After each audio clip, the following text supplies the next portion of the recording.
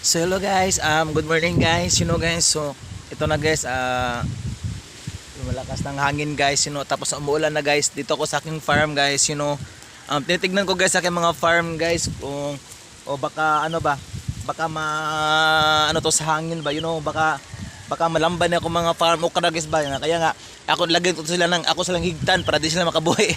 Ako ligtan para di malamba ba, wamo pipisi pod.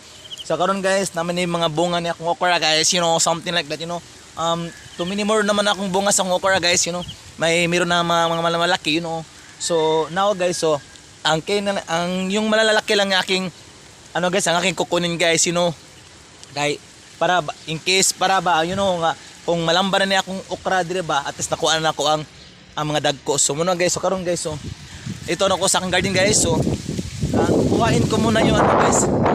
Malakas ng hangin. Grabe guys. Masyadong malakas ng hangin guys ah.